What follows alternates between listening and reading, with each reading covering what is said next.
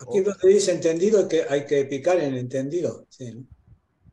Y ya le dimos al entendido. Bueno, buenas tardes, queridos eternautas, a los que nos seguís por el canal de YouTube y estáis pendientes de estos cuantos mortales, hablando de inmortales, en esta tarde en la que vamos a llevar a cabo un club de lectura sobre un texto que nos ha propuesto en este formato que hemos introducido últimamente, que tiene que ver con las literaturas extremas, ¿eh? No porque hayamos introducido un texto demasiado extremo, es que hoy debemos excusar a Graciela Molinelli y a Carlos Chernov, que no pueden acompañarnos esta tarde, pero sí tenemos con nosotros al grandísimo Daniel Jándula desde Granada, Hola, buenas.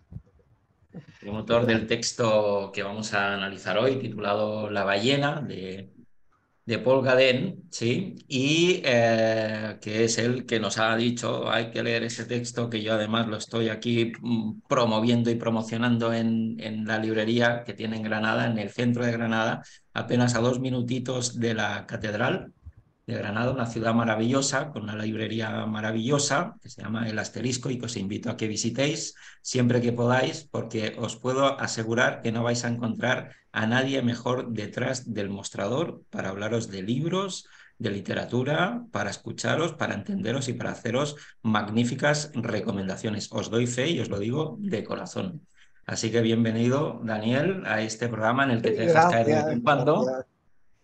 pero que Sí, siempre nos ayuda con toda la tarea de edición y de difusión y de que tengáis los vídeos a punto en el canal de YouTube. También nos acompaña esta tarde desde Málaga, ¿verdad? Esta vez, María José. Sí, en Málaga estoy. Muy bien, ¿Qué tal? disfrutando de la costa. Bueno, sí, la tengo bueno, cerquita, la verdad es que sí, aunque hoy está lloviendo, pero ha hecho muy buen tiempo. Pues bendita agua que caiga donde caiga, porque la verdad es que hace mucha falta. También tenemos a Lázaro Coballo en una ciudad emblemática y maravillosa como es Sitges. Hola chicos, ¿qué tal? Y no menos emblemática y no menos maravillosa, desde Vilafranca del Penedès está David Monteagudo. Buenas tardes, David. Hola, ¿qué tal? Buenas tardes. Y aquí quien nos habla desde Calafell, una ciudad costera, también un pueblecito costero, muy literario también, pues José Matas, que está para hacer las veces de, bueno, un poco de introductor del programa. Y de conductor, ¿no? De estas tertulias que tenemos y llevamos a cabo hoy en relación a un texto muy singular, la verdad. Daniel, te doy paso directamente para que nos hables tú de por qué has tenido ahora el pellizquito de estar esta tarde con nosotros, con este texto, y que la verdad tengo muchas ganas de saber qué os ha parecido. genial. Bueno, la razón de querer entrar hoy era para veros, por un lado, que hacía mucho tiempo que no os veía, la verdad, y también por esa presentación. Es que yo ya solo corto tu intervención inicial, José, la pego ya en mis redes sociales y ya tenemos ahí qué forma de presentarme, madre mía. No tenía nada No preparado. lo Yo soy necesito más. de esas personas que funcionan mejor por impulsos que por planificación. No sé si eso es bueno o Sí, malo, pero no sé, me ha nacido así, decir lo que he dicho y curioso. además lo digo de verdad. O sea que ya puedes El, cortarme, tienes toda la autorización para recortar el trocito y pegarlo y hacer vale, promoción. No hay vale. ningún problema. Estupendo. Bueno, tiene gracia lo que acabas de decir, porque yo creo que está muy entroncado con este librito pequeñísimo, que en realidad es un relato. O sea, yo he leído por ahí novela, pero esto de novela tiene bastante poco. En realidad es un relato. Eh, tiene mucho que ver esto que decías del impulso, ¿no? Con el arranque de Ballena, del texto más conocido de Paul Gauguin. Ahora le voy a enseñar así que sea un poquillo más en mi pantallita. La ha Eso editado es. hace muy poco Periférica, que es una editorial muy curiosa porque normalmente sus libros son más grandes, pero tienen una línea de libros pequeñitos que se ve que aquí los vendemos mucho en la librería. Tenemos cajones con libros pequeños porque nos gustan estos libros pequeños que a lo mejor te cuestan 8, 9, 10 euros, pero te llevas un trocito así muy jugosos siempre. Y normalmente suelen ser siempre joyas escondidas, como yo creo que es el caso de hoy. Paul Gauguin fue un tipo muy peculiar porque a mí siempre me han gustado tanto en el cine como en la literatura los personajes secundarios y los personajes de reparto, estos personajes que aparecen a lo mejor un poco, un trocito y luego y que a lo mejor ni siquiera intervienen en la historia de una manera evidente, ¿no? Pero que por alguna razón nosotros como espectadores o como lectores, cuando aparece uno de estos, siempre nos llama la atención, ¿no? Es una cosa un poco... Y yo describiría a Paul Gauguin como uno de este tipo de personajes, como un personaje más de reparto, diría yo, que secundario. Porque también un poco porque murió muy joven, no llegó a los 50 años, tuvo tuberculosis a los 30 y tantos, y luego duró unos cuantos años más y falleció. Pero también porque no era muy dado a Camille lo volvía loco. Porque Camille quería textos para su revista, para Empédocle, y hablaba con sus amigos, con su gente, le decía, mandadme textos, y Paul Gauguin siempre era el último, siempre era siempre estaba como, sí, estoy con un retoque, y se olvidaba, era el típico que muy moroso para las entregas, porque él no era como muchas veces hemos escuchado autores como quizá Cortázar, ¿no? Era este tipo de escritores que escribían cuando sentían el impulso, la necesidad, ¿no? No era alguien, no era un profesional, digamos, ¿no? No era un... tenía oficio, pero no era un profesional, no era alguien que... Además le gustaba mucho la vida, la buena vida,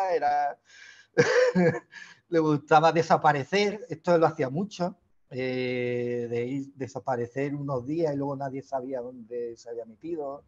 Era muy dado a este tipo de cosas, ¿no? Era un poco disoluto, diríamos, ¿no? Y resulta que después de la Segunda Guerra Mundial, él había publicado novelas, había publicado teatro, era también muy dado en el teatro, sobre todo, a hacer reescritura de otros textos, de autores alemanes y cosas así. Y él pero a él lo que le gustaba era el texto corto, el aliento corto, el relato, ¿no? Él lo que le gustaba era coger una imagen y a partir de esa imagen inicial construir algo que además sirviera un poco como resumen de lo que estaba sucediendo en el mundo. Él sí tenía esa inquietud de querer encapsular en pequeñas, nunca mejor dicho, en pequeñas capsulitas, bueno, qué es lo que ocurría en el pensamiento y en la historia de su época. Él sí tenía esa pulsión, digamos, ¿no? Y justo después de la Segunda Guerra Mundial, cuando ya terminó, empezó a darle forma a este textito, en el que es importante quitarle el artículo. El texto original es igual que en castellano, es ballena, ballena, ¿no? Sería en francés, no sé cómo se dice. Y porque, por lo que decía de la imagen, era un tipo muy pegado al tema de decir ballena, ¿no? Es como algo que, no un objeto muy concreto que podría ser la ballena o una ballena, sino ballena, el concepto, ¿no? Pues él estaba como muy influido por el pensamiento existencialista y también por el pensamiento deconstructivo, ¿no? Y también leía mucho a Heidegger, estaba muy... Y bueno, el propio Sartre también, que eso también otra de las razones por las que traía loco a Camus, porque Paul Gauguin era más del equipo de Sartre. Entonces, Camus, pues sabéis que están un poco picados y no sé. Era un poco así. Y entonces a él lo que le interesaba era asociar estos conceptos abstractos a historias muy concretas, muy pequeñitas, muy específicas, ¿no? Entonces así se desmarcó muy en la línea de Bayen, un texto que se llamaba Carnets, como los carnés del carné, vamos. Él tenía ese tipo de historias muy mínimas, pero que apuntaban siempre a una verdad abstracta, muy compleja, donde tú pudieras ver a lo largo de la historia todas las diferentes líneas de pensamiento, ¿no? Entonces, en este caso, en Ballena, que a mí aunque yo tengo que confesar que no me gusta su final, sí que me gusta mucho su arranque. Sí que me gusta esa idea de empezar a saco apareció una ballena ahí en la costa y había mucha gente como mucho curioso y cómo él te cuenta que él retuvo todo lo que pudo, ese impulso inicial de ir a verla, ¿no? Hasta que no se encuentra, este personaje Pierre, no se encuentra con Odile, esta mujer, y cuando se ven, ¿no? Digamos que sin llegar a decírselo, los dos de repente dicen, se encuentran, ¿no? En este momento de, ay, pues vamos a verla, ¿no? No tenemos ni que decirlo, es que hace mucha gracia cómo se encuentran ellos y cómo surge esta cosa de ir a ver la ballena, una ballena que se ha quedado varada y que se está pudriendo. esa es la historia, básicamente. No, bueno, no están exactamente en un pueblo costero ellos, como pueden estar hoy José o Lázaro o María José, ¿no? Estarían más de distancia, pues quizá como estaría David o yo de la costa, ¿no? Quizá menos, porque van a pie. Pero se lo toman como un picnic. El hecho de ir a ver una cosa putrefacta, blanda, rodeada de gaviotas, comiéndosela, eso se convierte para ellos en la excusa perfecta para hacer un picnic, ¿no? Un picnic Sabemos que hay una cierta relación entre ellos, aunque solo hacia el final vemos realmente la relación amorosa y tal, ¿no? Y lo que me gustó de este relato, por eso os lo propuse, y también por eso lo estoy recomendando mucho, ya he vendido como 3 de estos, o 4, y no llevamos ni un mes abierto siquiera. Es porque hablan mucho hablan de una capacidad evocadora de lo que no se cuenta que a mí me parece bastante interesante, y quería escucharos. De hecho, yo voy a ir ya cerrando mi parte para ver qué es lo que opináis, porque creo que tiene un potencial evocador en la historia a la hora de contártela y a la hora de, bueno, qué es lo que hay, todos esos pensamientos que hay entre esta pareja protagonista, ¿no? Toda esa acumulación de ideas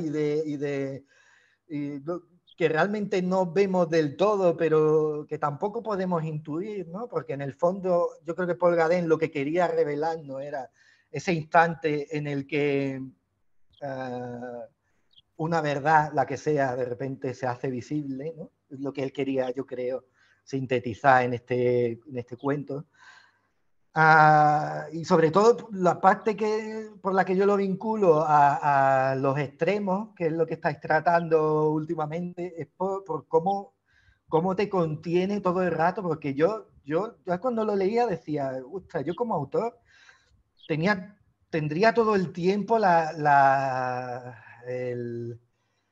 ¿cómo decirlo? La tentación de utilizar eso todo el rato y de empezar a contar historias alrededor de la ballena. Y sin embargo, Paul Gauguin, ¿no? Paul Gauguin se salta toda la parte de cómo las teorías que hay alrededor de una ballena varada, se salta toda la parte de lo que dicen los curiosos del pueblo, aunque haya algún apunte, pero bueno, digamos que no, y va directamente a estas dos personas, se las lleva para allá, y bueno, y a ver qué es lo que os provoca como lectores, ¿no? Parece decirnos eso, Paul Gauguin, ¿no?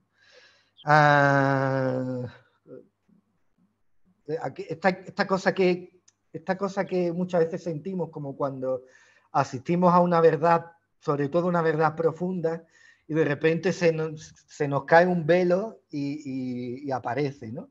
Y yo creo que lo hace de una manera yo creo que provoca esa impresión en nosotros como lectores, pero con un objeto vivo y a la vez muerto, como es la ballena, que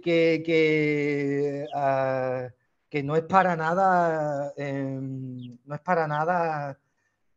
evidente. Es una cosa como bastante, no sé, creo que se presta a muchas interpretaciones y a mucho juego mental, ¿no? En fin, esta es un poco la introducción. Yo quiero escucharos, en realidad quiero escucharos. Tengo que decir que las 3 personas a las que se lo he vendido han vuelto. O sea que algo he tocado y a todos les ha gustado, no sé. No sé si es que estamos Pero en una época en la han vuelto esas 3 personas para exigirte que que le les devuelvas devuelvan. su dinero o algo así. No. Ah, No, han vuelto buscando más lecturas así, cortas ballenas. Muy bien, buscando muy bien. ballenas. Y yo les he dicho, si queréis ballena tendréis que esperar, pues yo estoy gordito, pero no tanto. No llego a eso. Que se pongan tiburón. Muy bien, pues no sé, ¿quién de vosotros quiere arrancarse esta vez? Bueno, yo Yo, mismo. No, bueno, te cedo. Lázaro, ¿Eh? Me encantan estos equipos. Lázaro, dale tú, venga. ¿Sí? Bueno, Eh, a ver. No, sabéis que yo soy breve en los comentarios, ¿no? Casi siempre. La verdad que a mí este relato me ha desconcertado y no sé mucho qué opinar de él, ¿no? Porque normalmente se espera una opinión y además una calificación, ¿no? Digamos, darle tantos puntos o decir si es bueno, malo, regular. A mí el relato me ha desconcertado. Lo que sí puedo decir que me pareció descubrir, o sospecho, cierto estilo que sobre todo lo vi y que no me gusta nada, en André Gide, que fue un autor que lo poco que leí de él no me ha gustado, ¿no? Me pareció muy pastoso y que por lo que sé de su vida, tampoco mucho, en el sentido de que, bueno, esta es una anécdota marginal al costado, cuando Oscar Wilde, después de haber estado en la cárcel, se fue de Gran Bretaña, se fue a Inglaterra y se fue a Francia. Habían sido amigos, pero cierta vez se lo cruzó por la calle, iba por la acera del frente y André Gide, que ya como Oscar Wilde en esa época tenía mala fama por esos prejuicios que había por la orientación sexual, y André Gide volteó la cabeza para otro lado. Bueno, pero esta es una anécdota y bueno, hizo como que no lo conocía, ¿no? Es decir, pero bueno, esta es una anécdota y hubo el punto, ¿no? No sé, yo lo poco que leí de Gide no me ha gustado, no me gusta ese estilo tan detallista, ¿no? Y después, sin embargo, le encuentro también parentesco con el estilo de Proust, ¿no? Que sí que, por supuesto, Proust parece un gigante, ¿no? Pero veo cierto tipo de forma que muy propio de cierta época francesa que iba del siglo no de la época de Flaubert, por ejemplo, y menos de Balzac, ¿no? Sino que iba desde el principio del siglo XX hasta, no sé, hasta mediados del siglo XX.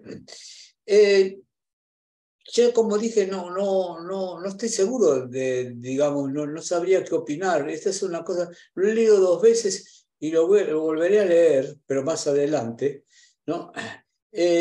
La sospecha es que es una alegoría, que la ballena es una alegoría.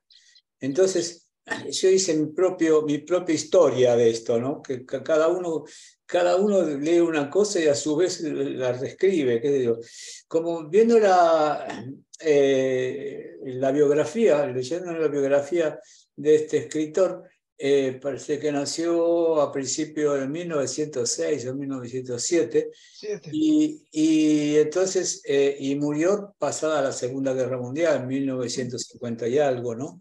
Entonces, parece una alegoría de un momento, de un momento de pudredumbre y decadencia que se da entre las dos guerras, ¿no?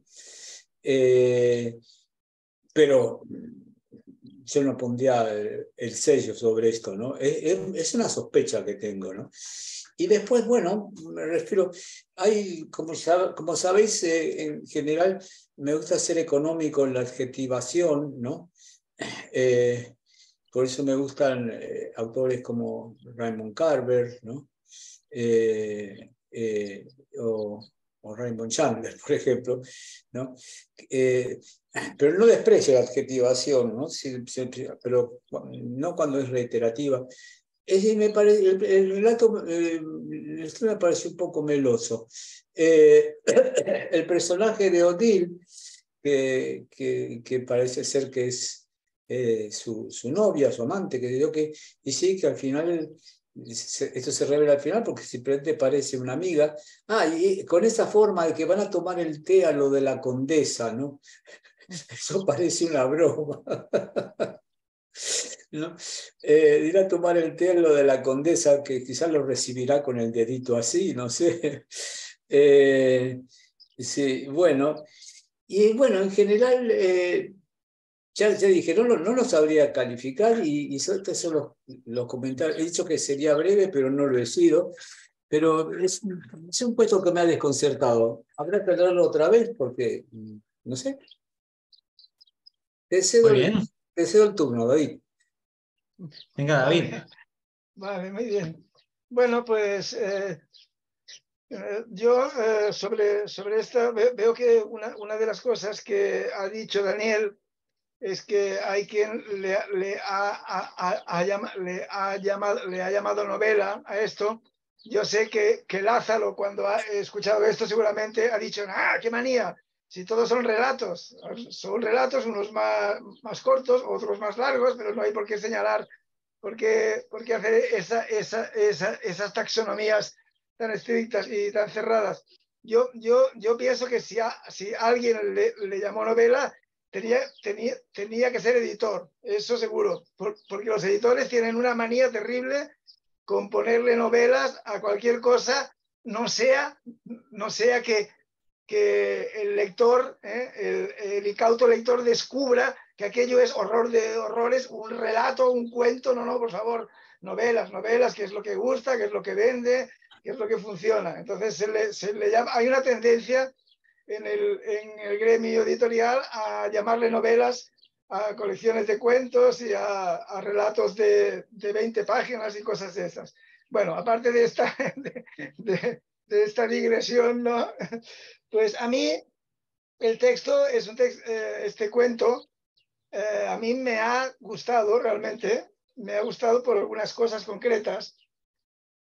Me ha gustado sobre todo porque es raro, porque no es convencional, o sea, no ocurre prácticamente nada de lo que cabría esperar dentro de ciertos esquemas argumentales o esquemas narrativos. Esto se ve mucho, por ejemplo, en la relación de los dos personajes, el protagonista con esta Odile, que es una cosa que yo creo que al final tampoco queda claro en absoluto que sea su pareja sentimental o su amante ni nada. Él comenta que hay muchas veces que cuando va a su casa, pues ella parece que ya se marchará y luego resulta que él descubre por la mañana que se ha quedado a dormir porque se cruza con ella por un pasillo, pero claro, duerme en otra habitación.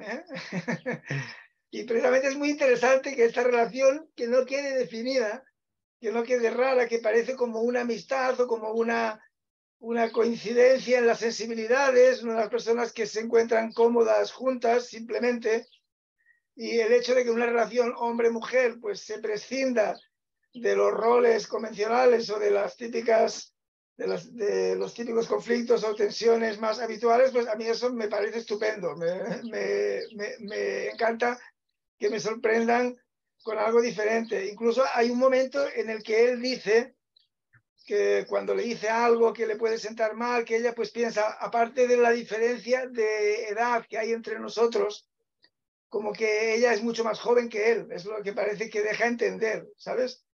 Pero nada de esto queda claro, ni queda definido, y a mí precisamente eso me gusta, el que sea esto, ¿no? Entonces, una de las cosas buenas en las que se ve que este autor, el Paul Godin, es un gran escritor, es en las descripciones. A mí me gustan mucho las descripciones, así como hay cierto tipo de lector al que le molestan las descripciones, que va más por los diálogos, y cuando hay descripciones ya se las va saltando rápidamente hasta que vuelve otra vez la chicha, ¿no? El tema argumental.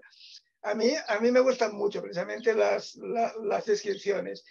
Y aquí, en este cuento, por ejemplo, las descripciones del paisaje, de ese paisaje por el que van ellos. Por cierto, que quizás sí que la ciudad en la que viven está apartada de la costa, porque dicen que van primero con tranvía, ¿eh? Con el tranvía hasta un sitio donde se bajan y ya van andando luego. O sea que tal vez sí Perdón, que es una vuelven con especie... el tranvía, perdón, pero vuelven con tranvía. Bueno, vuelven, pero sea como sea, andan, pero también hay un tramo que tienen que hacerlo con el tranvía, ¿no? Entonces, quizás sí que sea como una Vilafranca o, digamos, como un Cañellas para los que somos de por aquí. Bueno, el caso es que las descripciones son muy, muy buenas. Y son descripciones hechas con una gran sensibilidad y que en ningún momento recurre a ningún tópico, a ninguna metáfora gastada, a ninguna frase hecha, sino que crea sus propias imágenes que son muy descriptivas y muy potentes y que hacen ver muy bien lo que nos quiere decir, pero con una gran sensibilidad. No es una descripción, que hay también autores que son buenísimos en describir con una gran precisión, una cosa casi como más científica. Y en cambio, siempre se basa más en la sensibilidad, pero te hace ver esos paisajes, o cuando describe la ballena, porque el cuento es un llegar hasta la ballena y luego volver, y en el centro está toda la descripción de la famosa ballena, tanto la descripción física como todas las reflexiones que le sugiere, estas reflexiones que pueden tener, sí, un aspecto, tal como Lázaro decía, alegórico, o una cosa mística también. Yo veo que a Daniel, por lo que veo, le suelen gustar, o muchos, o digamos, para no incurrir en un silogismo falaz, muchos de los relatos que le gustan a Daniel Jándula tienen un componente místico, y ahí sale la Biblia y salen estos conceptos, ¿no? Digamos, místicos, Sí, o religiosos. Entonces, en este relato también, en este relato sale mencionando la Biblia, sale la Torre de Babel, hablan del diluvio, hablan de Leviatán, y ahí también está claro. Jonás y todo esto. O sea, está muy presente esto. Entonces, las descripciones son buenísimas. ¿Cómo describe la ballena? Está descrito con unas pinceladas que va dando, pero todas como muy, muy sensitivas, pero sensitivas no solamente por los sentidos materiales, sino por esa sensibilidad de describir el animal como una masa gelatinosa, pero que tiene un peso, que parece que se quiere hundir, que se va fundiendo con él, y cómo va dando esos detalles sueltos que, por cierto, que yo he estado buscando por internet las diferentes portadas del libro, porque esta portada de este libro que está vendiendo Daniel Sí. a sus incautos clientes, yo siempre pienso, hostia, pero ¿por qué morro tienen los ilustradores? Porque es una ballena blanca, es importantísimo el que sea blanca, parece de mármol, parece... Pues bueno, en la portada no es blanca en absoluto, ¿no? Entonces he Es buscado como un otras portadas. cachalote, lo enseño otra vez, es como un cachalote así. No, bueno, esta Sí. es una ballena Con esta, ¿eh? No, no flores. es cachalote, es una ballena, pero es una ballena No, normal, que tiene este sí, con color sus pues florecitas azulado así encima. y tal. O sea, no es blanca realmente una ballena blanca. Entonces he buscado otras portadas y hay portadas que ya se parecían más, pero todas tienen algo raro. En una la cola no está bien resuelta, aunque sí que es blanca, porque él dice que precisamente la cola es lo que queda intacto con su forma, como esas dos Sí, alas sí. que en un fuselaje de un avión. Y La nombra además como dice popa también.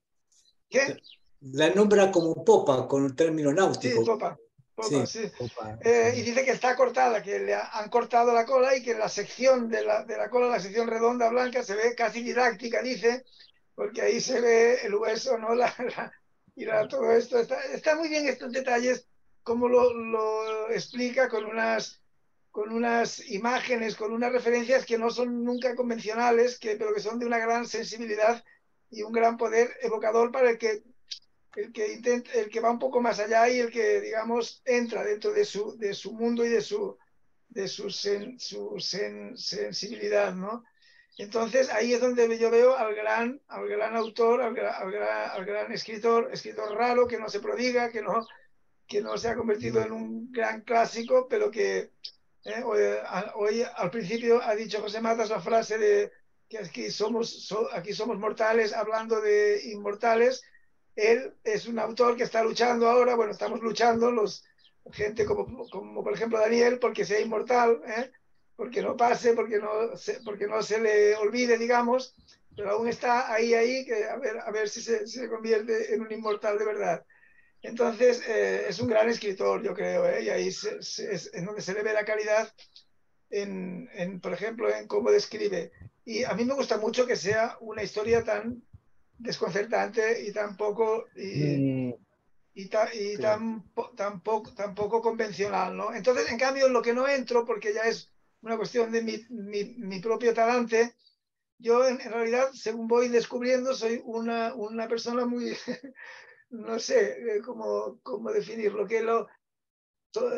soy un poco refractario a todas las cuestiones filosóficas, no me despiertan curiosidad, no me despiertan interés, sí a las cosas existenciales, las cosas de la vida, de la existencia, sí, para eso tengo sensibilidad, pero las cuestiones místicas o filosóficas, yo en realidad soy muy material, soy muy vivencial, entonces son cosas en las que no me despiertan interés ni curiosidad, y en este libro hay una parte central en donde precisamente es ahí en donde ahonda, ¿no? En donde yo veo pero eso a mí no me despierta interés, en cambio me despierta mucho interés todo el viaje, todo ese recorrido hasta llegar hasta la ballena, ¿no? Y luego cuando suben arriba, trepan por un sendero que hay, supongo, en el acantilado hasta el pueblo ese que está arriba, y desde ahí miran la ballena y ya es una cosa casi imperceptible, está casi confundida con la arena, ¿no? Está muy bien todas las descripciones, se hace como un reguero, dice como un cuajarón, no sé, como un desecho, ¿no? Ya desde cuando está lejos ya casi no tiene forma, casi no, todo eso está estupendo. Y me gusta también el principio del cuento y el final también. A mí sí que me gusta el final. El principio y el final porque no tienen aparentemente ninguna, sobre todo el principio, ninguna relación. Porque no es que empiece diciendo hay una ballena y tal, no. Empieza diciendo que están unos personajes que no en ningún momento dice quiénes son. Estábamos ahí en un ambiente como decadente, como de medio hippies, ahí tumbados, ahí sin hacer nada, fumando o lo que sea, ¿no? Con una cortina. Es curioso porque en cambio describe algunas cosas muy bien, pero sin definir en qué medio están. Es que eso es lo que despierta curiosidad en el lector normal, lo que cualquier autor tiene que aclarar rápidamente. Estábamos en casa de fulano, que era un amigo nuestro, que no sé qué, no, ahí. Estábamos ahí, y entonces llegó alguien y dijo, a ver, ¿habéis visto la ballena? O no sé qué, sale mencionado eso. Entonces, ese principio me encanta a mí, y el final a mí también me gusta, ¿no? el final ese que el tipo se va a dormir y entonces de golpe cuando está en cama ya medio dormido, a punto de ya en el estado ese de presueño, entonces nota que llaman, que entran, y aunque no hay luz porque él tiene la ventana abierta y es una noche sin luna, pues entra ella y a ella le habla y él lo va escuchando, pero se va casi, tiene mucho sueño y se va quedando dormido. Y entonces hay esta conversación que tiene ella también, ese volver, ¿por qué no la salvamos? ¿Podemos salvarla? Que todo eso, toda esa parte, digamos, más simbólica o más mística que a mí me resbala un poco, que no me despierta una especial curiosidad. Pero aquí se ve, ¿no? Y la relación esa tan rara que tienen estos dos personajes. Porque él cuando llega le toca la cara, ¿no? Y dice, ah, vale, entonces veo que no estaba soñando, que es... Pero no, con gran naturalidad, entonces él cuando enciende la luz para contestarle, pues ve que ya se ha marchado ella. Resulta que ya había salido de la habitación. Así se acaba. A mí me encanta que no, que no sea en ningún momento convencional, que sea tan raro, ¿no? De esta escritura tan rara, digamos, y está muy bien escrito y con mucha sensibilidad. Básicamente eso es lo que quería decir. Muy bien, pues María José, te cedo el turno, no sin antes, si me permitís, hacer una pequeña apreciación. Que es que cuando David has comentado que no queda muy claro la relación que tienen entre ellos, y es verdad que queda una cosa así medio ambigua y que no se desvela hasta el final, yo creo que sí es inequívoco que ellos tienen algún tipo de relación sexoafectiva, porque en ese párrafo en el que tú has mencionado, ¿no? Que además lo tengo aquí, sé que os lo es un parrafito pequeño, dice, después de cenar nos quedamos un rato hablando en la terraza, luego dejé a Odile en el salón rodeada de revistas y discos y me fui a mi habitación, sin saber aún si ella preferiría seguirme o irse o simplemente dormir en una de las habitaciones de la casa. A veces hacía eso sin avisarme y, cuando ya daba por hecho que se había marchado, me la cruzaba al día siguiente en algún pasillo. Me gustaba aquella libertad que nos habíamos concedido y que no excluía un acuerdo tácito en nombre del cual la estuve esperando un buen rato antes de coger el sueño. Yo creo que en esa espera Sí, es bastante inequívoco que muy probablemente entre ellos había relación carnal. Entonces, por lo menos yo he hecho esa lectura. Que... Carnal de carne de ballena. Oye, había tema, ¿no? Sí. Si me aguantáis 10 segundos, no más de 10 segundos, me voy a servir otro café. Voy hasta la cocina, que ya lo tengo preparado. Adelante, Lázaro. Nosotros, si te parece, vamos dando paso también un poco a lo que...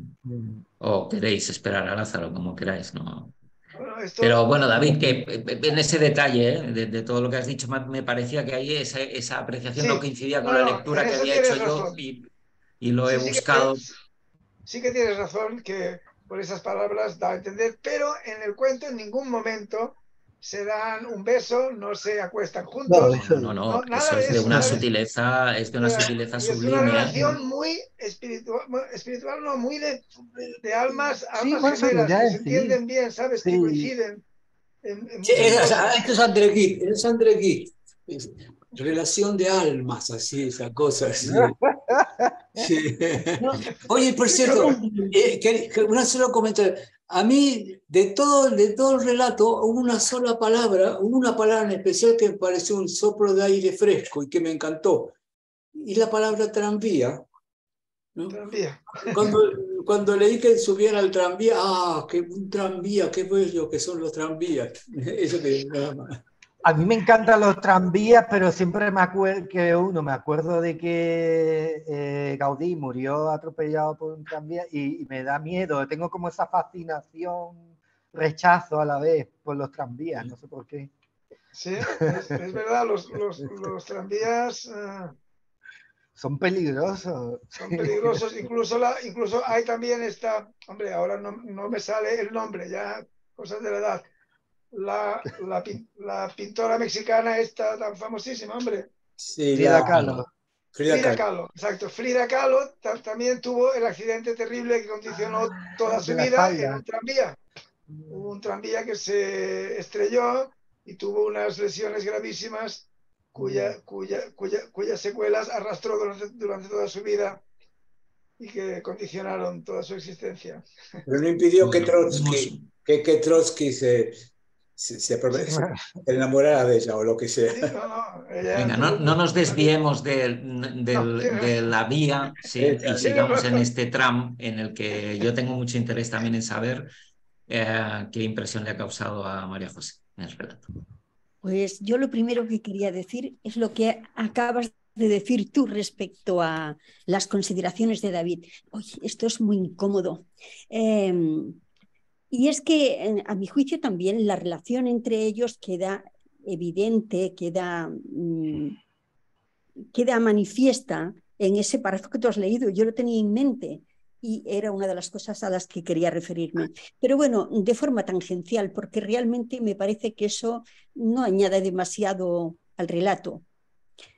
Que haya entre ellos una relación afectiva o sexual no cambia mucho la cosa. No. Voy a empezar por el principio. Si a Lázaro le ha sorprendido, a mí me ha dejado patidifusa el relato.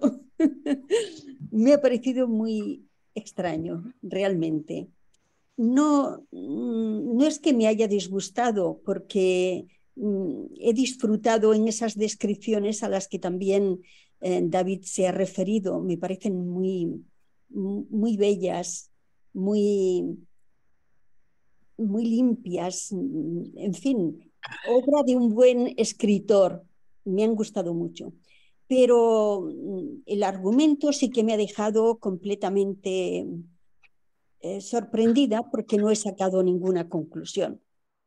Es verdad que el arranque está bien, pero muestra un ambiente decadente, un ambiente de personas, no sé, personas dedicadas a una vida de placer, de hedonismo, que no encuentra continuidad luego con el argumento. No tiene ninguna continuidad. En ese ambiente en el que tampoco se sabe quiénes son, ni qué hacen, ni dónde están, todo son pequeñas pinceladas. En ese ambiente acaece pues algo que es que una ballena queda varada. Bueno, hay distintas personas lo mencionan sin darle demasiada importancia, o por lo menos sin que se deduzca de ese hecho la profundidad que luego él y Odile van a poner de manifiesto en el paseo hacia la ballena. Se juntan él y Odile, prescinden del té de la condesa.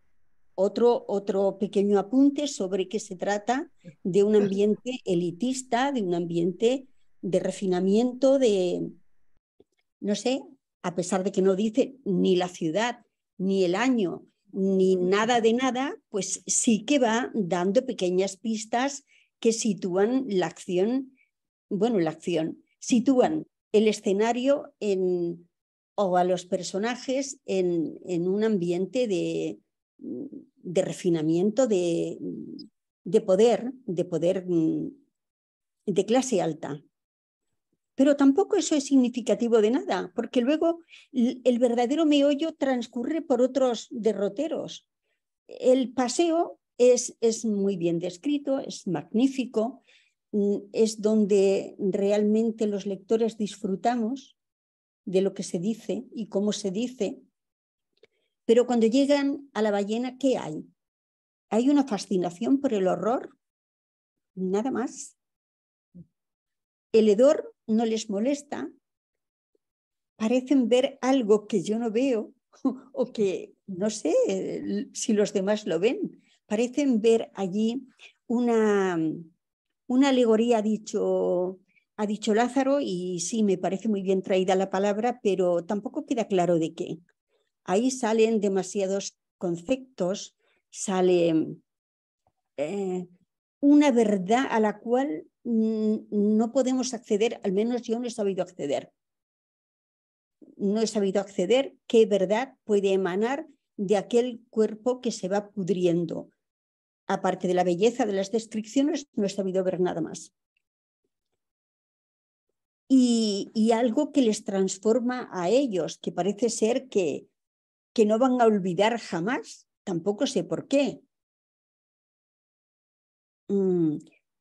Podemos inscribir todo eso en una alegoría de la guerra que acaba de ocurrir. Podríamos, pero tampoco está bien perfilado. No sé, a mí me parece muy confuso, muy confuso. Y después en el camino de regreso volvemos a tener algunos apuntes que nos vuelven a situar un poco. Suben unos soldados al tranvía. Unos soldados. Eso nos habla de que están en un tiempo de guerra. No, ¿O no? bueno, pues pueden ser soldados que están en un cuartel, en un cuartel y que vuelven desde un domingo de permiso. No tiene por qué haber guerra, ¿eh? Podría, pero los que hemos hecho la mili en este país y no en guerra precisamente, todos hemos sido soldados juntos en un tren. Ya, pero es algo traído muy artificialmente si fuera así. Yo tiendo a pensar más que se inscribe en un tiempo de guerra, en un tiempo de confusión, y que la ballena, precisamente por eso, tiene para ellos un significado que a mí se me escapa, pero que en momentos de grandes vicisitudes, como es una guerra mundial, puede ser interpretado por ellos de otra manera, como el fin de un mundo, como si la ballena representara un mundo que acaba, que decae, un mundo que se pudre. No está claro. Yo no me atrevo a darle una interpretación. Me parece confuso y me parece que realmente todas las interpretaciones que se puedan hacer son personales. Luego hay una cosa que también me ha sorprendido.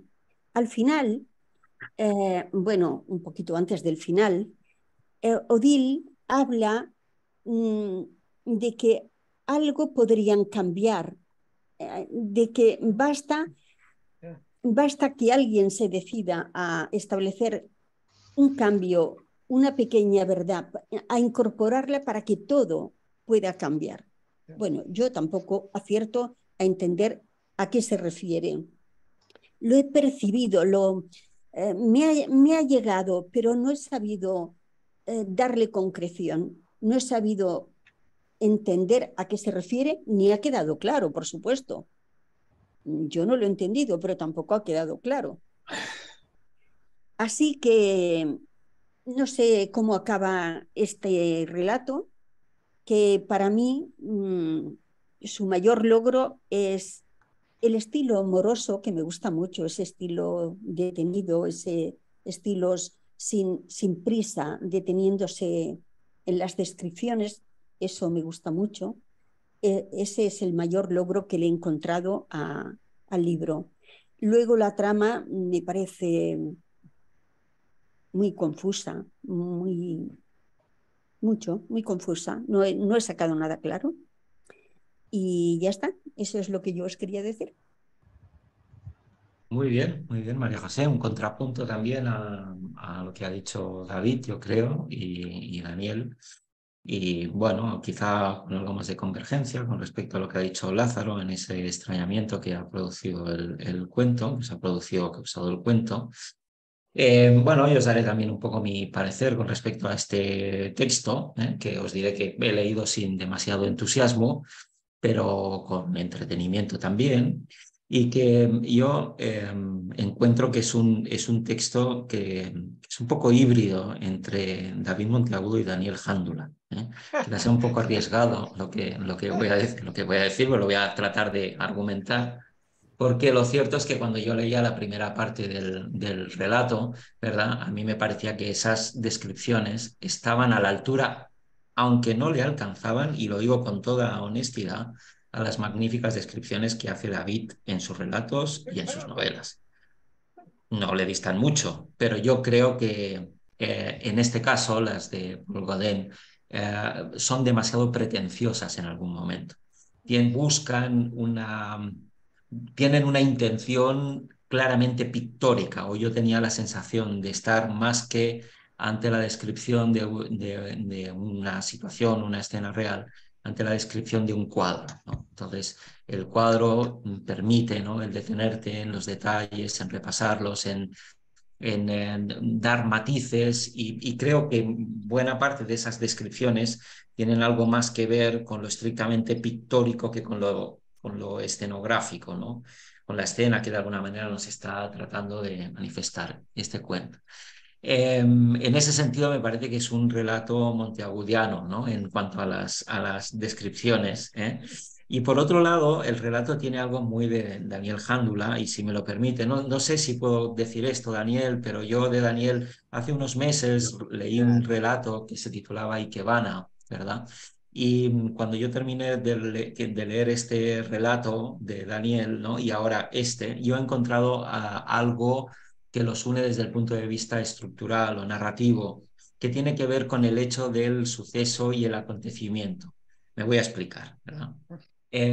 ¿Cuál es el suceso en este relato? El suceso en este relato tiene que ver con esta ballena que aparece varada en un lugar, ¿no?, en una playa, a la que se dirigen estas dos personas que tienen una relación entre ellas no definida al principio del relato, un poco matizada después, ¿verdad? Y ese sería el suceso, pero yo obviamente no me atrevería a decir que ese es el acontecimiento. El acontecimiento del relato emerge, ¿no?, como emerge, ¿no?, el geyser, ¿no?, de la ballena cuando saca el agua por el orificio que tenga ahí, que no sé cómo se llama. Y eso para mí sí tiene una estampida, ¿no?, tiene una efervescencia al final. Y creo que el final del relato, a diferencia de Daniel, que dice que no le ha gustado mucho, me gustará saber por qué, porque Daniel, fíjate que a mí he tenido la sensación de que el final sí le da todo un sentido a ese derroche pictórico al que nos había ¿no?, acostumbrado el autor, y también genera un contrapunto importante. El estilo final del relato, dialogado, ¿no?, con un mayor impacto, contrasta con esa melodía pictórica a la que nos ha invitado a que lo acompañemos durante todo el relato, ¿no?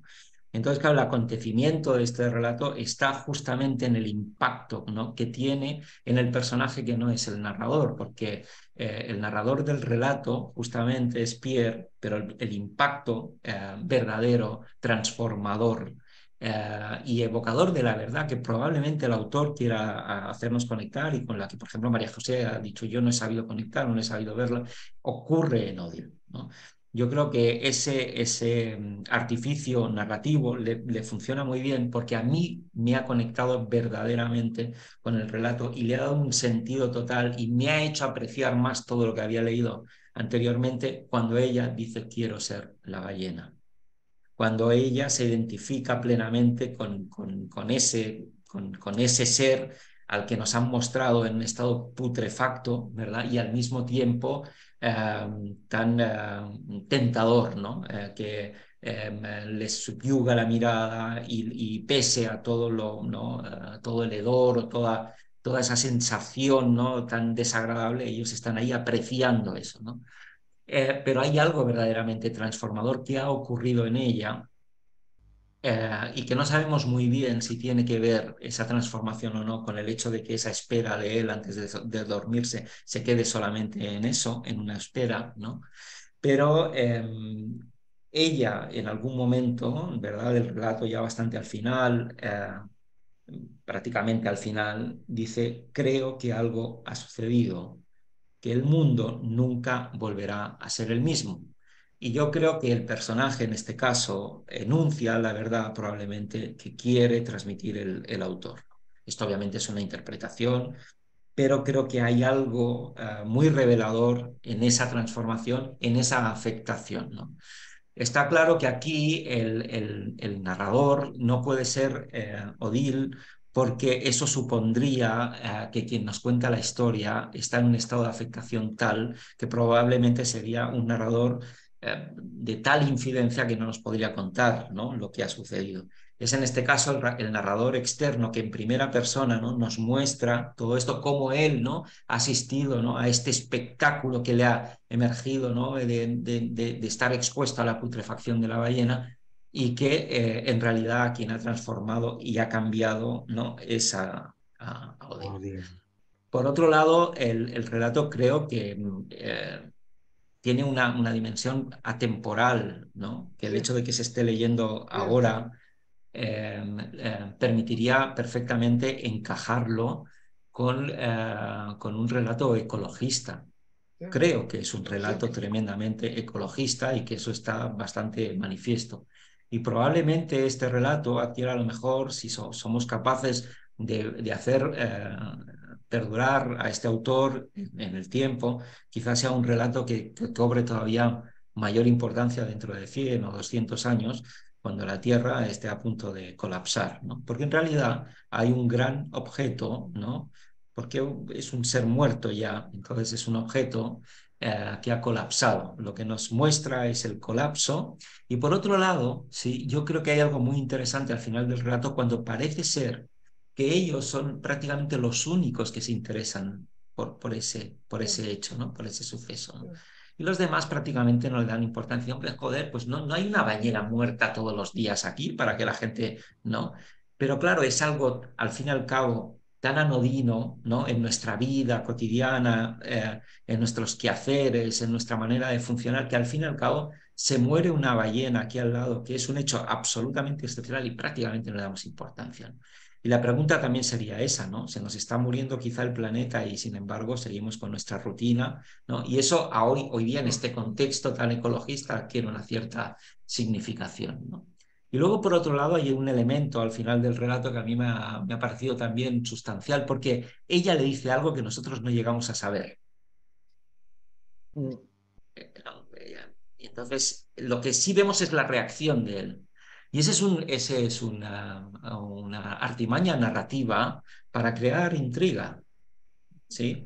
Me ha evocado el relato, uno de mis preferidos, de Roald Dahl, Cordero Asado, cuando el tipo llega a la casa y a la mujer, a Mary Maloney, ¿no?, le dice algo que a ella la transforma, y a partir de ahí se desencadena, ¿verdad?, todo lo que viene después, pero no asistimos a la enunciación de lo que el personaje. Yo creo que eso también es de un virtuosismo y de una inteligencia narrativa que sitúa obviamente a Paul Gauguin como un magnífico escritor, ¿no?, que si no lo he dicho hasta ahora, lo digo, me lo parece. Y por lo tanto yo creo que el relato está lleno de bondades, ¿no? Y creo que este relato, probablemente yo no acabaría considerando que es un relato extremo, ¿no?, en su planteamiento. Quizá sí lo sea en algunas de sus derivadas, ¿no? Es un relato extremo en cuanto a que no sigue los convencionalismos ni la estructura narrativa clásica, que se demora largo tiempo, ¿no?, en ese recorrido sin que sepamos muy bien a dónde nos va a llevar, que es arriesgado, que es auténtico, que es singular. Es cierto, quizá no tan extremo, porque yo creo que también pues, funciona con una serie de convencionalismos narrativos y que estaría un poco a caballo, ¿no?, entre lo meramente arriesgado y lo extremo. Pero aún así me ha parecido un excelente relato y me parece fantástico que lo estés recomendando como lo estás recomendando, Daniel, y que lo hayas traído aquí. No sé si me dejo alguna cosa, probablemente sí, tengo la sensación que tenía algún argumento más que dar con respecto al relato, ¿verdad? Pero bueno, para no extenderme más, yo creo que he hecho también un recopilatorio de las ideas que más fuerza han cobrado a mí mientras hablabais y mientras leía el relato. No sé, Daniel, ahora si quieres comentarme un Y poco el tema del final, porque a ti no te ha el encajado, sin final, embargo. es que, ¿sabéis lo que me pasaba con el final? Lo mismo que me pasa con muchas películas que acaban con una voz en off, que es como que sobreexplican demasiado lo que hace un momento ha quedado, no diría evidente, pero que ha quedado como muy bien contado, muy bien dejado ahí, y de repente aparece esa conversación que tiene al final ella y él, ¿no? Esta parte de lo de la auténtica fe debe ser parecida a los átomos, todo eso. ¿Qué pega eso ahí? Es como... Es como, no sé si os acordáis de aquel primer montaje de Blade Runner que se puso en los cines con voz en off. Esto, Sí. Lázaro y David seguro que me darán la razón un poco en esto, ¿no? Sí. Y termina la película y cuando está esta parte crepuscular con Deckard en la nave y de repente se le escucha hablando y dices, pero ¿qué falta hacía? O sea, es que no hacía ninguna falta, ¿no? O en Seven, a mí me molestó muchísimo en Seven, que es una película que a mí siempre me ha gustado mucho, que termina toda esa parte hiperdramática, como muy en un clima, y de repente sale la única vez que aparece una voz en off, que por lo visto fue obligado por los productores a ponerlo ahí, diciendo aquella frase de Hemingway que es que no tiene nada que ver con lo que hemos visto en las 2 horas anteriores, ¿no? Y la sensación que yo tuve todo el rato con esas 2 últimas páginas del relato era esa, de que a qué viene, o sea, podrías dejarlo en un momento de quietud que has estado trabajándolo durante todo el relato y de repente se ponen a hablar de que si la fe, los átomos, es una parte era esto que me molestaba mucho también. Bueno, lo de si el mundo fuera lo bastante puro, ¿no? O sea, ¿por qué se pregunta eso? O sea, ya has dicho que a ella le gustaría convertirse en la ballena. O sea, que yo creo que es la parte un poco donde empieza a caer un poquitín, ¿no? Y luego de repente esto, ¿no? Me hubiera gustado que lo hubiera dejado en ese momento. Yo tenía los ojos bien abiertos, miraba hacia ella, no estaba seguro de poder distinguirla, pero me parecía empezar a vislumbrar las regiones por las que se aventuraba su mente. Sí. Yo lo hubiera parado ahí, justo, lo hubiera dejado ahí. No necesita de repente... Quizá continuó, porque además el tío te pone continuó, o sea, como diciendo, joder, con lo que nos gusta Odile, lo bien que nos cae, ¿por qué? Continue. Y eso es lo que me Que pasó con él. te compro eso que me has dicho y en cierto modo te compro que lo que no te ha gustado y estoy de acuerdo contigo es ese cierre que está sobresaturado. Claro, sí. No es necesario. Yo me refería al No final a molesta como tantísimo, al final de pero la es como... historia. Al final de la Sí, historia, no tanto al claro. cierre de la historia. Fíjate que yo Vale. el relato lo habría cerrado aquí, ¿no? Cuando ella dice, pues sí, dijo ella, me habría gustado creer que existía una categoría de seres, pero ¿por qué toda una categoría? Un solo ser, uno solo, que no fuera, oh Pierre, dijo ella, aferrándose a mi brazo, me siento tan triste, tan decepcionada. Creo que algo ha sucedido, que el mundo nunca volverá a ser el mismo. Y luego cerraría con el parrafito siguiente que dice, Bien, un golpe de viento abrió bien. el batiente de la ventana y un sordo fragor inundó la habitación, un fragor que llegaba a través de los campos, recorriendo muchos kilómetros de distancia y que hacía pensar en el sonido de un tren avanzando interminablemente. A mí me parece que ahí el O cierre habría sido, y todo lo también lo demás, podrías hacer ahí. Sí, ¿no? Porque también podríamos haberlo cortado. Porque claro, esa pregunta que viene a continuación de lo que tú has dicho, ¿no? ¿No crees que podíamos hacer algo por ella? Digo, pero si la acabáis de ver que ya es una gelatina. Y a mí me ahí gusta empieza la explicar. redundancia, ¿no? Ahí empieza Claro, la ahí redundancia. dice, pero sí. Digo, bueno, Por venga, le daré. cierto, Daniel, cuando subas el vídeo, pon a partir del minuto tal, hay spoiler. Vale, vale, lo pondremos. Sí, Lo sí. digo por si alguien quiere leer el relato Yo, sin estas Sin saber interferencias, nada. ¿no? Y sin estos Mm, condicionantes, ¿verdad? claro. hay algo que yo Claro, querría comentar para un poco abundando en lo que ha dicho José de que es un relato intemporal. Esto es muy cierto, porque yo tengo que decir que he empezado a leer, o sea, he leído todo el cuento por primera vez, porque luego lo volví a leer, sin saber, sin ninguna referencia del autor ni de nada, y no sabía de qué época era. Tanto podía ser un relato contemporáneo, completamente, ya he puesto en una época ya intencionadamente ambigua, sin definir, como podía ser una cosa más antigua. Entonces busqué y vi que era de una época concreta, pero es cierto que es intemporal. Esto es algo, es una de las características que tiene. Y luego otra es que en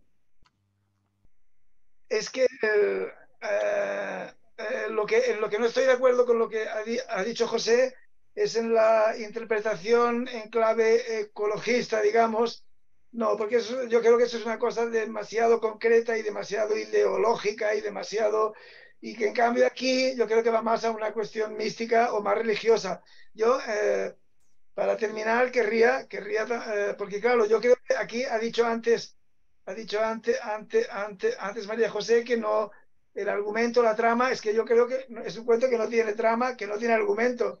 Es la historia de una revelación, una epifanía, una revelación. Y lo que querría preguntarle a Jándula ¿Cuál es es esa revelación? ¿Qué? ¿Cuál es esa revelación? Exacto, eso es lo que le quiero preguntar a Jándula, Ah, que me diga él cuál es la revelación, porque yo, que como ya os he dicho, soy un poco para esas cosas, un poco obtuso, que me diga qué revelación es, porque yo tampoco lo he acabado de pillar.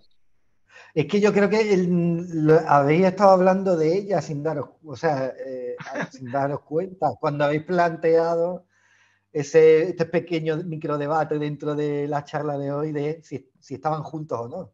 Es que yo creo que la revelación es esa, que sí que lo están. Mira, Que en ¿ves? realidad sí estamos atendiendo a una historia de amor entre dos personas, pero que hasta al final no queda expuesta del mismo modo que la ballena. Fijaros que un poco antes del trozo que leíamos José y yo, dice algo así, Pierre, como que aquella cosa viscosa, asquerosa que se había puesto entre nosotros, ¿no? Que veían como cierta comunión entre ellos, no sé, yo creo que hay algo como medio sensual también ahí, aunque un poco a lo Cronenberg, ¿no? Un poco a lo... hay un poco de precedente en eso, ¿no? De decir, uy, hay entre ellos. Yo creo que este tal Pierre, creo que es alguien que está enamorado de Odile, esto es mi interpretación, ¿eh? No, pero que a él como que le da asco esto de tocarse, le da como cierta cosa, ¿no? Y que el hecho de ver una cosa orgánica Sí, descomponiéndose, a él como que le despierta cierto algo, ¿no? sí, No sé, es curioso que sale 3 o 4, bueno, quizás 3 veces o 4 la palabra gelatina o gelatinoso. sí, Esto sí que es verdad, sí. sí, ¿verdad? Yo pensaba ahí como en el barro de Ghost, de cuando se tocan. Digo, Cuando la trama Entonces, es no sé, críptica, acaban estas cosas, interpretaciones libérrimas. claro, pero eso es lo bueno. Yo a la literatura para mí, si no hay libertad, no lo es. No es literatura, es otra cosa. A mí lo que me extraña es que Lars von Trier no haya hecho ya una peli de esto. Eso, sí, o David Lynch, no sé, alguno de esos. lo han hecho sin saberlo. Sin saberlo. Qué bueno. Pues muy bien, pues un excelente programa, me ha encantado, o sea que os doy las gracias, no sé si queréis apuntar alguna cosa más y si no, pues despediríamos aquí el programa. Gracias David, Lázaro, María José, Daniel por estar esta tarde Gracias. aquí, a los que nos seguís por el canal de YouTube, pues eso, que esperamos vuestros comentarios, vuestros me gusta, vuestras suscripciones al canal y vuestras sugerencias también para que sigamos debatiendo sobre textos y para que nos sigáis conociendo un poco más. Gracias por estar ahí y hasta el próximo programa. Chao. Dios, que vaya bien.